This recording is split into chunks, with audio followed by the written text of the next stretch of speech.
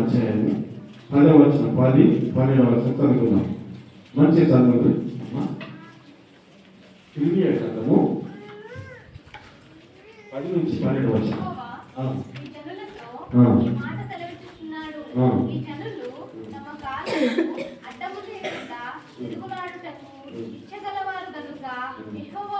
అంగీకరింపడు. ఇప్పుడు ఆయన వారి అక్రమమును జ్ఞాపకము చేసుకొనును, వారి పాపములను బట్టి వారిని శిక్షించును.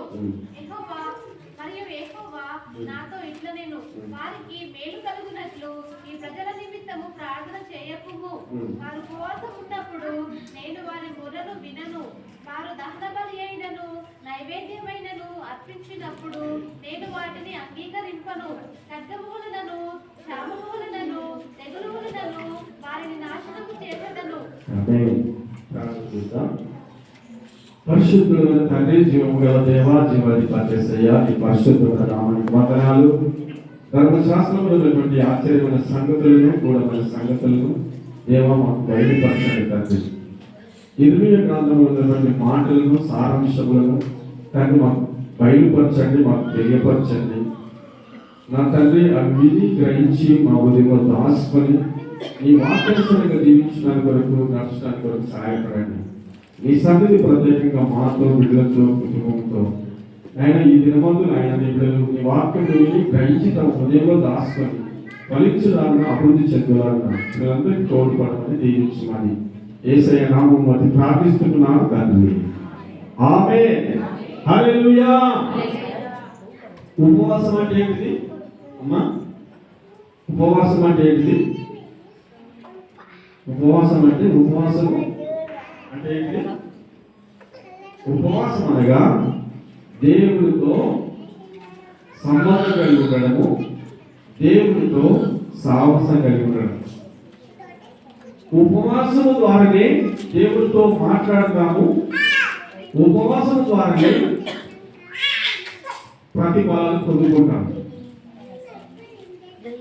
ఈ ఉపవాసం అనేది మనం ఎప్పుడైతే ఉంటామో మన కుటుంబం బాగుపడుతున్నది, మన పిల్లలు బాగుపడతారు, మన వ్యవస్థ బాగుపడుతుంది.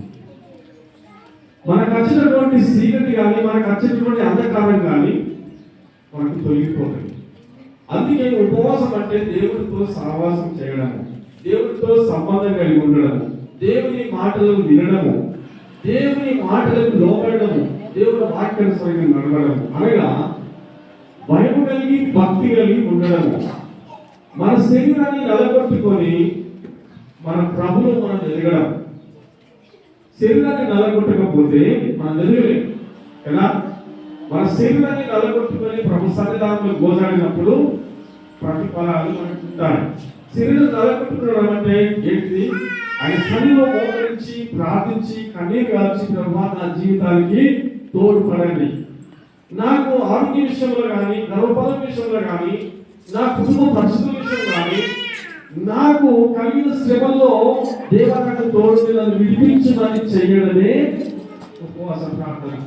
బిడ్డలారా, ఇలాంటి మనం జరిగించకపోతే మన జీవితంలో ఎలాంటి ఆశీర్వాదాలు మనకు లేవు. అందుకే ఉపవాసం అంటే సామాన్యమైన వనరులు కొన్నిటిని తృణీకరించడము. ఉపవాసము ఒక మాట తెలియపరుస్తున్నాడు. ఉపవాసం అంటే సామాన్యమైనటువంటి అవసరాలు కొన్నిటిని తృణీకరించడము. అంటే ఉపవాసం ఉన్నప్పుడు కొన్నిటిని మనం తృణీకరించాలి, కొన్నిటికి మనము దూరంగా ఉండాలి. కొన్ని మనకు అసాధ్యమైనటువంటి మనకు షెడ్యూల్ అన్నింటినీ కూడా మనం దూరపరచుకోవడం.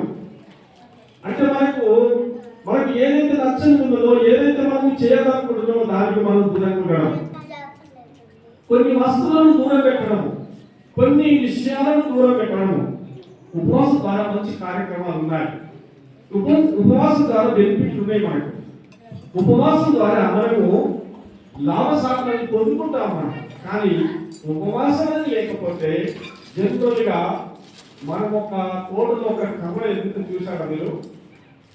తోటలో ఒక మొక్కజొన్న ఎదుగుతుంది, అది నార్మల్గా ఎదుగుతుంది, కానీ అది పూత పోయేది కాతగాయం అన్నట్టు అది మొక్కజొన్న పెట్టదండి. కారణం ఏంటో తెలుసా? అది జంతువులుగానే జరుగుతుంది. ఎందుకంటే దానికి కింద వ్యవసాయకుడు ఏం చేస్తలేడు, దానికి కలుపు కలుస్తలేడు కాబట్టి కదా. దానికి కలుపు కలుస్తలేడు, దానికి ఎదురు చేస్తలేడు, మందు వేయకపోతే అది జంతువులుగా పెరుగుతుంది, మామూలుగానే కనిపిస్తుంది. దీని అర్థం ఏంటంటే జనరల్ గా సంఘంలో కనిపిస్తాం మనం. కనుక సామాజిక సంబంధం ఎట్లుందంటే మామూలుగా అందరితో కలిసి ఉంటాం, కానీ ఆత్మీయ స్థితిలో తగ్గిపోతాం. ఆత్మీయ స్థితిలో మనం దిగజారిపోయినటువంటి వాళ్ళు ఉంటాం. దేవుడు వెళ్ళారా, ఇక్కడ దేవుడు వాక్యం తెలియపరిచింది ఏంటంటే ఆ కంద ఎదగాలి కాబట్టి, అది ఫలాలు ఇవ్వాలి కాబట్టి, అది అభివృద్ధి చెందాలి. అందుకని బట్టి ఆ మొక్కజొన్న నీవే. కనుక ఆత్మీయ స్థితిలో నువ్వు ఎదగకపోతే, ఆత్మీయ స్థితిలో నువ్వు నడవకపోతే, దేవుడు వాక్యానుసారమైన జీవితం నీలో లేకపోతే నువ్వు ప్రతిఫలాలు పొందుకోలేవు, ఆశీర్వాదాలు పొందుకోలేవు. అందుకే ఉపవాసం అంటే సామాన్యమైన అవసరాలు కొన్నింటిని మనం ధృవీకరించాలి, కొన్ని వస్తువులను ధృవీకరించాలి. మనం ఉపవాసం ఉన్నప్పుడు బలంగా ఉపవాసం ఉంటే దేవుడు అసాధ్యాన్ని సాధ్యంగా మార్చుతాడు. ఉపవాసము మనలో బలంగా ఉపవాసం ఉన్నట్లయితే, ఆత్మీయ స్థితిలో ఉండి మనం ఉపవాసం ఉండి ప్రార్థన చేసినట్లయితే దేవుడు తప్పకుండా మన మనవిని వింటాడు, తన ప్రార్థన వింటాడు పిల్లలు. అందుకని బట్టి ఉపవాసం తప్పకుండా ఉండాలి.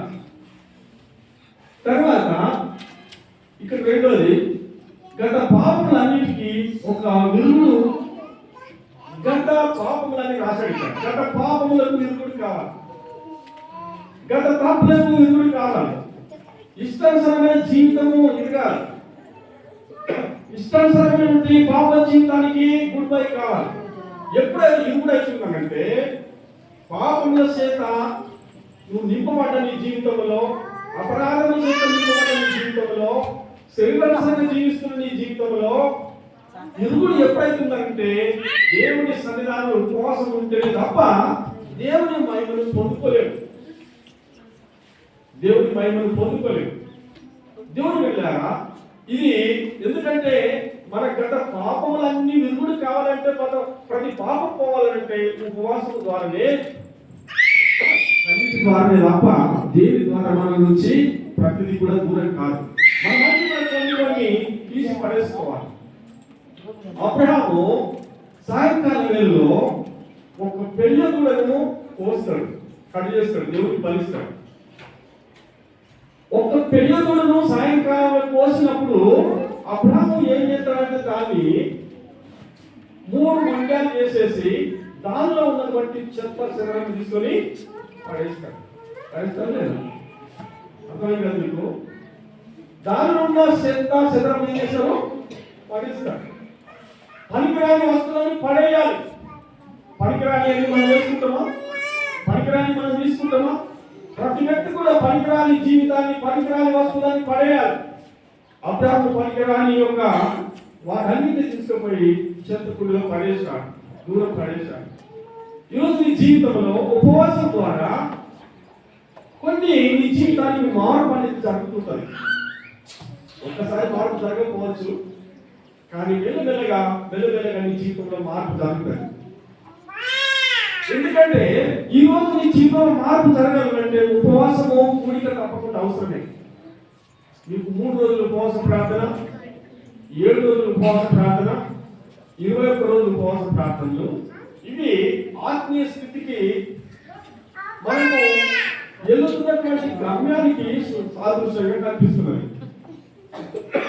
ఎందుకంటే వెళ్తున్నటువంటి గమ్యానికి సాదృశ్యంగా ఉంటుంది బిడ్డ. అందును బట్టి మనం మన తప్పిదములను మనం ఒప్పుకోవాలని తెలియపరుస్తున్నది. లేఖనము మనం చదువుతాము. యెహోవా ఈ జనులతో ఈ మాట సెలవిస్తున్నాడు, ఈ జనులు తమ కాళ్ళకు అడ్డము లేకుండా తిరుగులాటకు ఇచ్చగలవారు. చూశారు కదా, కనుక యెహోవా వారిని అంగీకరింపడు. ఇప్పుడు ఆయన వారి అక్రమమును జ్ఞాపకం చేసుకును, వారి పాపమును బట్టి వారిని శిక్షించును. ఈరోజు మన కాళ్ళకు అడ్డం లేదు. ఈరోజు మనం నడుస్తుంటే మనకు అడ్డం లేదు, పొడు లేదు. అప్పసుకోండి, ఆయన అడ్డమే పడుతున్నాడు, పొడే పడుతున్నాడు అన్నట్టుగానే మనకు అడ్డం ఎవరు లేదు, పొడి ఎవరు లేదు, క్రమం లేదు, పద్ధతి లేదు, క్రమశిక్షణ లేదు. ఇవన్నీ కూడా మన జీవితానికి ఏం చేస్తున్నాయి అంటే, క్రమం అనేది మన